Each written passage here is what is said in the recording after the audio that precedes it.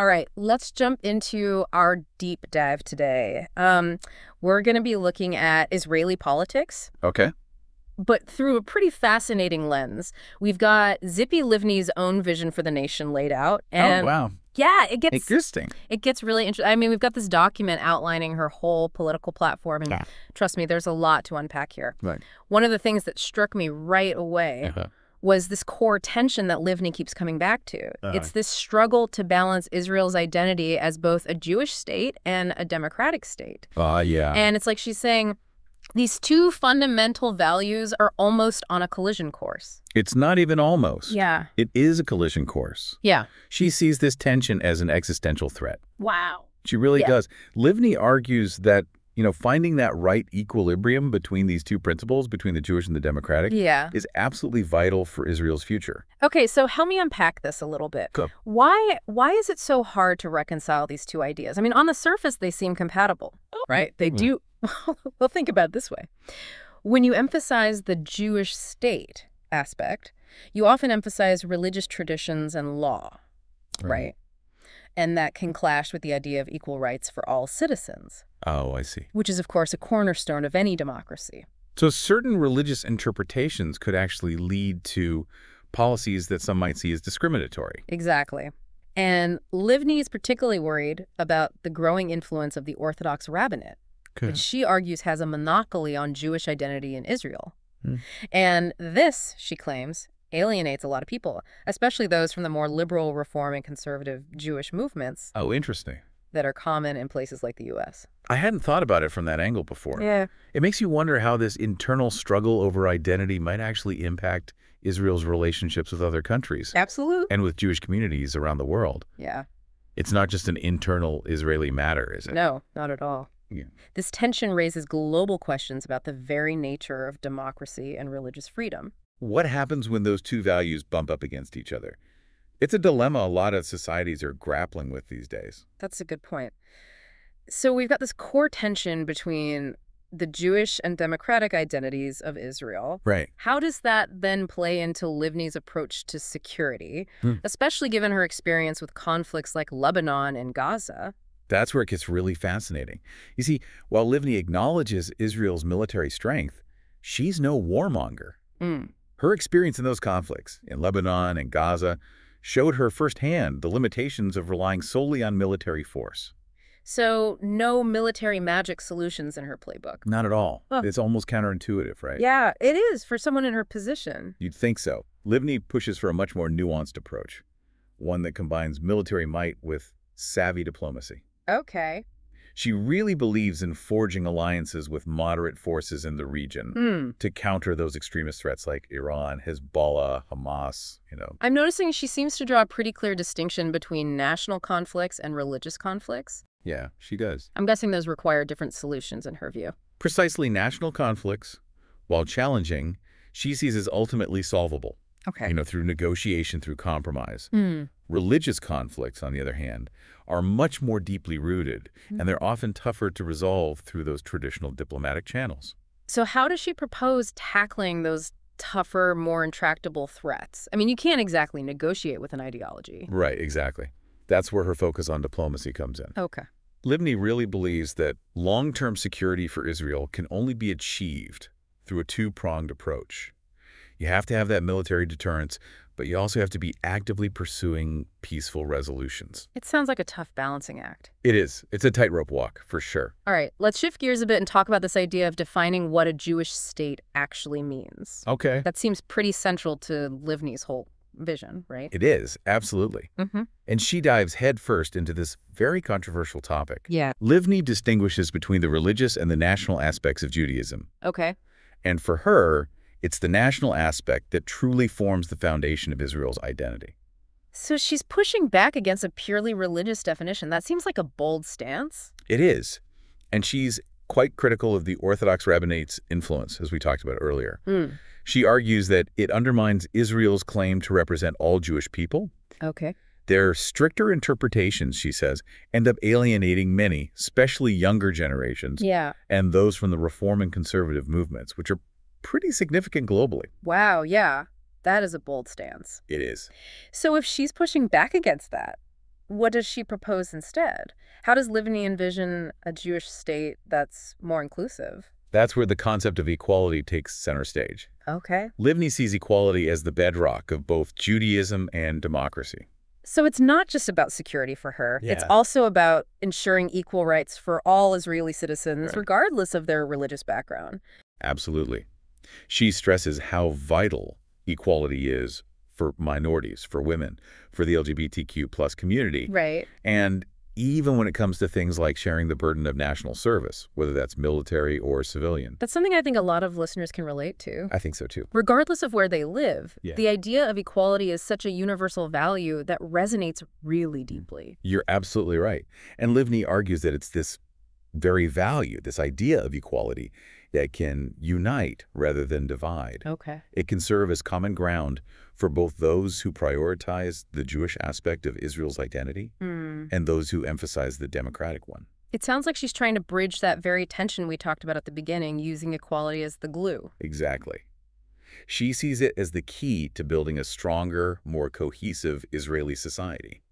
But of course, putting this ideal into practice is where things get a lot more complicated. I can imagine, especially given the influence of religious law in Israel. I mean, Right. we saw some hints of that tension in the source material, right? Yes, and Livni confronts this potential clash head-on. Okay. She talks about the growing influence of halakha, which is Jewish law, in Israeli legislation, Yeah. and how it can sometimes lead to friction with secular law. Okay, break this down for me a bit.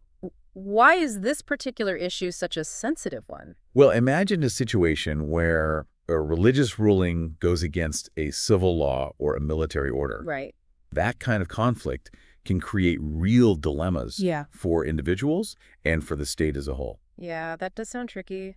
And what's Livni's position on this? Does Yeah. she lean one way or the other? Well, she's definitely concerned about the impact this could have on democracy. Okay. Livni sees the Supreme Court as the final interpreter of law in Israel Right. and worries that its authority is being chipped away by this shift towards religious interpretations. So for her, the court acts as a kind of safeguard, protecting democratic principles from potentially conflicting religious laws. Precisely.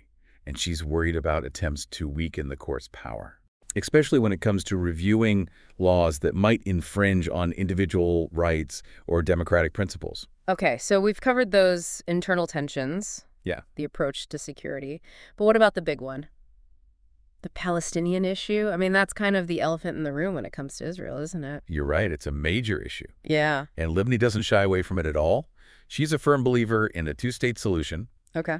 arguing that it's the only way to preserve Israel as both a Jewish and a democratic state in the long run. But hold on, isn't the two-state solution considered dead in the water by many? Oh, With everything going on, is that even a realistic goal anymore? it's definitely facing massive obstacles. There's no denying that. Right. But Livni makes a very compelling argument Hmm. for why she still sees it as the best and perhaps only viable path forward. Okay. I'm definitely curious. What are her main arguments for supporting this solution? Okay.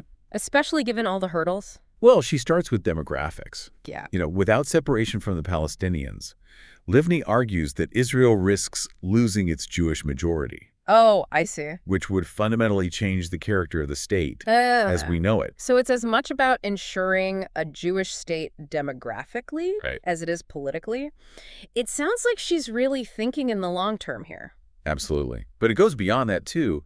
Livni also highlights all the potential benefits Okay. of a negotiated two-state agreement. Right. She believes it could lead to, a recognized border that enhances security, Right. the possibility of regional peace Mhm. and alliances, Okay. and greater international legitimacy for Israel. Those are some pretty significant potential upsides Yeah. if it Yeah. could actually work. But what about this idea I've heard Mhm. that there's simply no Palestinian partner for peace? How does she address that? You're talking about what's often called the partner problem. Right. Livni acknowledges it, definitely. But she believes it shouldn't stop Israel from pursuing its own strategic goals and laying out a clear vision for the future. Right. She's essentially saying that inaction is not an option, Yeah. even if finding a reliable partner on the Palestinian side proves to be difficult. That makes sense. You can't just sit around and wait for the perfect scenario to magically appear. But where do the settlements fit into all of this?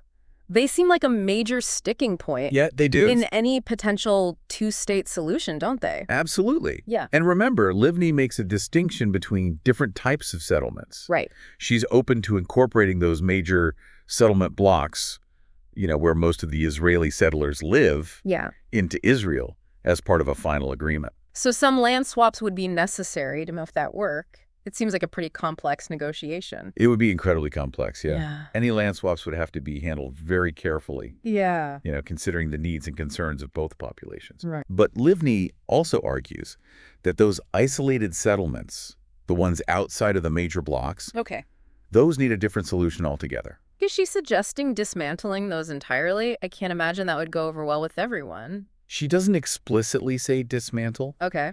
But she does point out that those isolated settlements, they often drain resources and they create these security headaches without actually providing any real strategic value. So the implication is that they might not be sustainable in a two-state reality. It's almost like she's saying they're more trouble than they're worth strategically. That seems to be her thinking. She believes that focusing on the major settlement blocks and securing a clear, recognized border would be a much more effective security strategy than hanging on to those isolated, more vulnerable outposts. All right, so we've got borders, security, settlements. What about Jerusalem? Right. That always feels like the most sensitive topic of all. It is. How does Livni approach that in her two-state vision? It's definitely the thorniest issue. There's no doubt about it. Yeah. Livni acknowledges how complex it is. Okay. She doesn't offer any specific solutions outright, but she suggests any agreement would need to carefully consider the concerns of both Israelis and Palestinians when it comes to accessing and controlling those holy sites in the city. So it's more about establishing those guiding principles than actually drawing lines on a map at this point. Yeah. It's kind of setting the stage for future negotiations. Yeah, I think that's a good way to put it. And she's realistic about the fact that any agreement on Jerusalem would require compromises from both sides. No way around it. Right. It's definitely not going to be easy. Right. Okay, so we've touched on borders, security, Jerusalem, settlements. But what about the refugee issue? Right. That's another one that always feels incredibly charged. It's hugely important, and Livni addresses it directly. She believes that any solution must involve the creation of a Palestinian state that serves as the national homeland for Palestinians. Right. And that includes the refugees. So if I'm understanding you correctly, she's essentially ruling out the idea of a right of return to Israel proper for those Palestinian refugees. You're right. She sees that as a non-starter. Okay. She argues that allowing millions of Palestinians to return to Israel would fundamentally undermine its very nature as a Jewish state. That's almost certainly going to be a huge point of contention. It would be. In any negotiations. It's hard to imagine the Palestinian side readily agreeing to that. There's no doubt it would be a major sticking point. Yeah. But Livni believes any realistic and lasting solution has to be built on that principle of two states for two peoples, each with their own recognized homeland. So even though it's undeniably difficult and complex, she sees this as the only way to achieve a true and lasting peace. That's how she presents it, yeah. And she believes that time is a critical factor here. Right. The longer the current status quo drags on, the harder it becomes to reach a workable two-state solution. Yeah. Things just get more and more entrenched. I see her point. Kicking the can down the road indefinitely isn't a real solution. But let's be realistic here for a minute. Okay. The obstacles to this two-state solution are massive. They are. What does she propose doing in the meantime while that final agreement remains elusive? Livni calls for what she calls independent actions to start separating from the Palestinians and creating the conditions that could actually make a two-state reality possible someday. What does she have in mind when she talks about these independent actions? What would those look like in practice? She's talking about things like completing the security barrier, stopping settlement construction outside those major blocks we discussed, and investing in infrastructure and economic development in areas that would likely become part of a future Palestinian state. So basically creating facts on the ground that could nudge things closer to that two-state outcome, even if it's not happening immediately. Exactly. Livni believes that these steps, while not a replacement for a final agreement, Right. could help build some momentum toward that separation Okay. and prevent the situation from, getting even worse. It's definitely a more pragmatic approach, It is. but it seems pretty risky, too. What happens if these unilateral actions backfire Right. and provoke a backlash from the Yeah. Palestinians or even the international community? Livni acknowledges those risks, Okay. but she argues that the risks of doing nothing are even greater. Right. She believes Israel can't just sit and wait for the perfect conditions or for, the ideal partner to magically appear. Yeah. It has to act decisively to protect its own interests Okay. and try to secure its future. All right, so we've spent a lot of time on Livni's vision for resolving the Israeli-Palestinian conflict. Yeah. But she also talks about the need for a bigger shift She does. within Israeli society itself, Yeah. right? Something beyond just the conflict. That's right. She argues that Israel needs to move past the current political environment, Okay. which she sees as overly focused on those short-term gains Right. and divisive rhetoric. Yeah. She calls for a renewed national vision Yep. that emphasizes shared values, a sense of social responsibility, and a commitment to equality for all of its citizens. So it's not just about external peace with the Palestinians. No, it's not. It's also about internal peace and cohesion within Israeli society itself. Exactly. They're kind of two sides of the same coin. Precisely, Livni sees them as deeply interconnected. She believes that a more just and equitable society will be in a stronger position to make peace with its neighbors Okay. and build a more secure future. It's about strengthening from within. It's a powerful vision, but I can't help but wonder, is it realistic? Can she really bridge those deep divides that exist in Israeli society today? Yeah. It just seems like such a tall order. It is the million-dollar question, isn't it? And honestly, there's no simple answer. Right. But what Livni offers is a framework, at least, for tackling these challenges. Okay. A set of principles that could guide their decision-making and shape the national conversation. It's almost like a call to action, urging people to think differently and act more decisively. Yeah, she challenges Israelis, and maybe all of us, to think beyond those immediate crises. Right. And to consider the long-term consequences of the choices being made today. Yeah. She's urging people to be bold, to imagine a different kind of future. Okay. One built on peace, on justice, and a shared commitment to human dignity.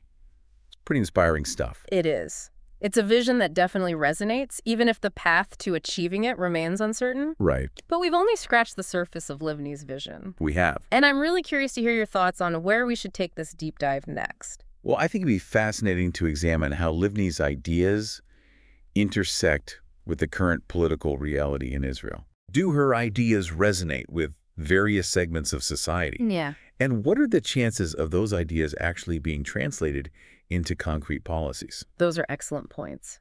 And I think it's also crucial to connect her vision to that broader global landscape. It is. How do her ideas about security, about identity, about the role of the state compare to what we're seeing in other countries facing similar challenges? That's a great point, and it speaks to a key aspect of Livni's thinking.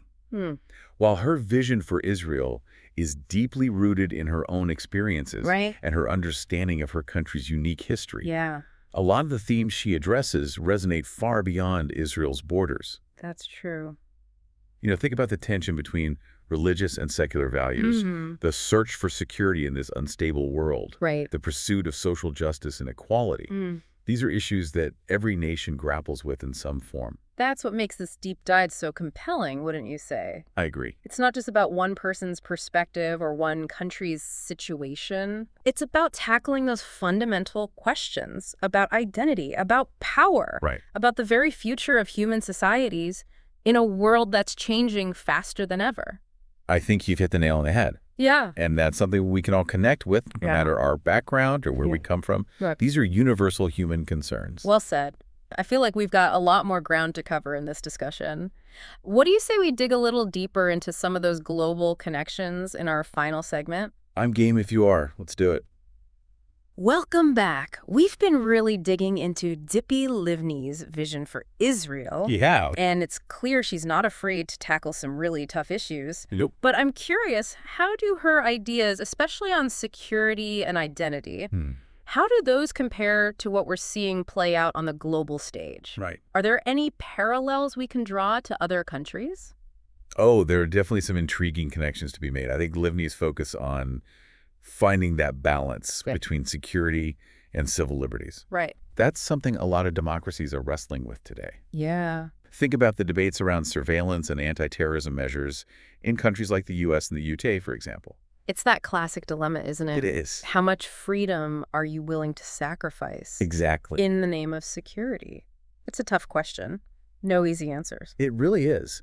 And, Livni's insistence on a two-state solution, despite all the complexities, it really highlights a global trend that we're seeing, which is this increasing importance of finding ways to peacefully coexist with those you might fundamentally disagree with. Yeah. Even in situations where there's a long history of conflict. I see what you mean. It's about recognizing that the world is becoming more and more interconnected, right? It is. And that finding common ground, even when it's hard, is essential for long-term stability. Absolutely. Yeah. Think about the rise of these global institutions, like the UN, the EU. Right. They're imperfect, sure, but they represent a recognition that tackling these big issues like climate change, economic inequality, international security. It takes a village. It does. It requires cooperation. It requires us to work together, not isolate ourselves. And like Livni's call for that renewed national vision within Israel, right? Yes. It's about looking beyond those immediate political divides. Yes. And focusing on those shared goals that benefit everyone. Precisely. She's arguing that focusing solely on self-interest in the short term can actually undermine your own security and well-being in the long run. It's interesting how her vision for Israel, while it's so deeply rooted in her country's unique circumstances, it also touches on these universal themes that resonate far beyond its borders. It does. It does. And I think that speaks to the power of ideas. Even if Livni's specific proposals don't always translate directly to other contexts. Right. The underlying principles she champions, things like dialogue and compromise, equality, a long-term perspective. Right. Those have real relevance, I think, for any society that's grappling with these complex challenges. It's a good reminder that while every country has its own unique history and set of circumstances, there are also these shared human experiences and aspirations that connect us all. I think so. I think you're right. And it's through those shared experiences that we can learn from each other, even if our specific approaches to the problems might differ. Right. It's been a fascinating journey unpacking Tzipi Livni's vision. It really has. We've covered so much ground, from security and diplomacy to social justice and the role of religion in society. It's a lot. As we wrap up, I'm curious, what do you think is the most crucial takeaway for our listeners? For me, it's the importance of courage and vision in leadership. Livni is a pragmatist. She is. But she's also a woman with a strong moral compass. And a clear vision for the kind of future she wants to see. She's not afraid to challenge the status quo or to advocate for what she believes in, even when it's unpopular, even when it's difficult. And I think that's a quality we need more of in leaders today. I agree. It's a reminder that leadership isn't just about managing the present, right? No, it's not. It's about shaping the future. It is. It's about inspiring people to believe in something bigger than themselves. Absolutely. And having the courage to make those tough choices, even when they come with risks. It's hard, but it's necessary. And it's not just about leaders at the national level either, right? Right. This applies to all of us. In our own lives, in our communities, our workplaces, we all have the potential to lead, to make a difference, to contribute to creating a more just, peaceful, and sustainable world. Well said.